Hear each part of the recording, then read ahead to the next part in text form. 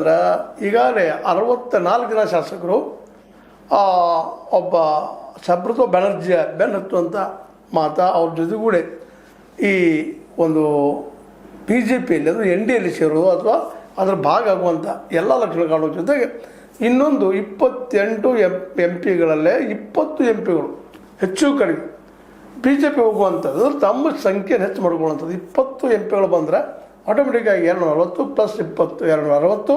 ಸ್ವತಂತ್ರವಾದ ಮೀಡಿಯಾಗೆ ಬೇಕಾಗಿರುವುದು ಸ್ವತಂತ್ರ ಧ್ವನಿ. ಆ ಸ್ವತಂತ್ರ ಧ್ವನಿ ಉಳಿಸಲು ನೀವು ಮಾಡಬೇಕಾದದ್ದು ಇಷ್ಟೇ. ಅದೇನಪ್ಪಾ ಅಂತಂತಂದ್ರೆ ನಿಮ್ಮ ಕೈಲಾದಷ್ಟು ಸಹಾಯ ಈ ಚಾನಲ್ಗೆ ಮಾಡಿ ಹಾಗೂ ನಿಮ್ಮ ಧ್ವನಿಯನ್ನು ಕಾಪಾಡಿಕೊಳ್ಳಿ. ಆದ್ರೆ ಮತ್ತೆ ಇನ್ನೊಂದಿಷ್ಟು ಹೇಳ್ಕೋಬೇಕು ಅನ್ನುವಂಥ ಮಾತು ಈ ದಿಸೆಯಲ್ಲಿ ಹೊಂಟಿದ್ದನ್ನು ಗಮನಿಸಿದಂಥ ನಮ್ಮ ಮಮತಾ ಬ್ಯಾನರ್ಜಿ ಅವರು ನಮ್ಮದು ಒಳ್ಳೆ ಮಹಾರಾಷ್ಟ್ರದಲ್ಲಿ ಆದಂಥದ್ದು ಆಗಬಾರ್ದು.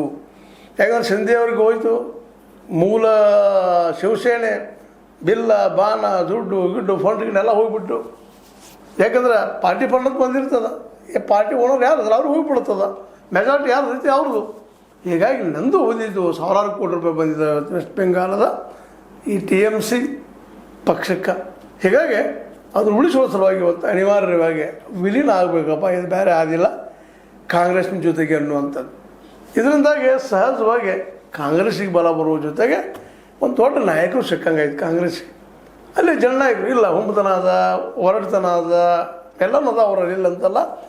ಆದರೂ ಒಬ್ಬರು ನಾಯಕರಲ್ಲಿ, ಯಾಕಂದ್ರೆ 42% 42% ಅವರು ಮತಗಳು ಮಮತಾ ಬ್ಯಾನರ್ಜಿ ಅವ್ರಿಗೆ ಬಂದಿದ್ದಾವೆ, ಅವ್ರ TMCಗೆ ಬರ್ತದೆ.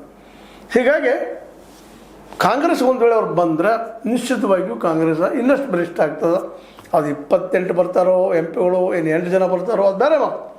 ಆದರೆ ಅದು ಆಗೋಕ್ಕಿಂತ ಪೂರ್ವದಲ್ಲೇ ಪಕ್ಷವನ್ನು ಕಾಂಗ್ರೆಸ್ನಲ್ಲಿ ಮರ್ಜ್ ಮಾಡಬೇಕು ಅನ್ನೋಂಥ ಮಾತುಗಳು ಕೇಳಿ ಬರ್ತಾ ಇದ್ದಾವೆ. ಅದಕ್ಕೆ ಸೋನಿಯಾ ಗಾಂಧಿ ಅವ್ರ ಜೊತೆಗೆ ಮಾತಾಡಿದಾರೆ ಮಮತಾ ಬ್ಯಾನರ್ಜಿ ಅವರು ಅಂತ ಮಾತುಗಳಿದ್ದಾವೆ.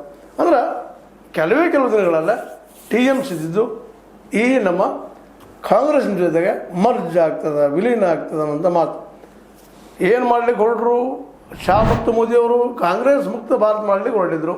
ಆದರೆ ಕಾಂಗ್ರೆಸ್ ಇವತ್ತಿನ ಪರಿಸ್ಥಿತಿ ನೋಡ್ರೆ ಈ ರಾಜಕಾರಣಿಗಳ ನಿಧಾನಕ್ಕೆ ಪ್ರಾದೇಶಿಕ ಪಕ್ಷದ ರಾಜಕಾರಣಿಗಳು NDAಕ್ಕಿಂತಲೂ ಹೆಚ್ಚು ಸೇಫ್ ಯಾವುದಪ್ಪ ಅಂದರೆ ಕಾಂಗ್ರೆಸ್ಸು. ಅಟ್ಲೀಸ್ಟ್ ಕಾಂಗ್ರೆಸ್ ನಮ್ಮನ್ನು ಉಳಿದಕ್ಕಾದ್ರೂ ಬಿಡ್ತಾರೆ, ಇವರು ನಮಗೆ ಅಪಮಾನ ಮಾಡುವಂಥದ್ದು ಕೆಟ್ಟ ಮಾಡೋದು ಬಿಟ್ಟು ಹೊರಟ್ರೆ ಇವು ಆಗಿದೆಯಲ್ಲ ವೆಸ್ಟ್ ಬೆಂಗಾಲ್ದಾಗ ಆ ಪರಿಸ್ಥಿತಿ ನಮ್ಗೆ ತರ್ತಾರೆ ಅನ್ನುವಂಥ ಪ್ರಬಲವಾದ ಭಾವನೆ ಈ ವಿರೋಧ ಪಕ್ಷಗಳಲ್ಲಿ ಅದರಲ್ಲೂ ಪ್ರಾದೇಶಿಕ ಪಕ್ಷಗಳಲ್ಲೇ ಬಂದಿದ್ದರಿಂದಾಗಿ ಸಹಜವಾಗಿ ಎಲ್ಲರೂ ಗಾಬರಿ ಆಗ್ತಾ ಇದ್ದಾರೆ. ಏನಪ್ಪ ಇದು ಅಂತೇಳಿ ಈ ದಿಶೆಯಲ್ಲೇ ಮಮತಾ ಬ್ಯಾನರ್ಜಿ ಅವರು ಇವತ್ತು ಈ ಕಾಂಗ್ರೆಸ್ ಜೊತೆಗೆ ಕೂಡುವಂಥದ್ದು, ಜೊತೆಗೆ ರಾಹುಲ್ ಗಾಂಧಿ, ಅಭಿಷೇಕ್ ಬ್ಯಾನರ್ಜಿ ಅವರು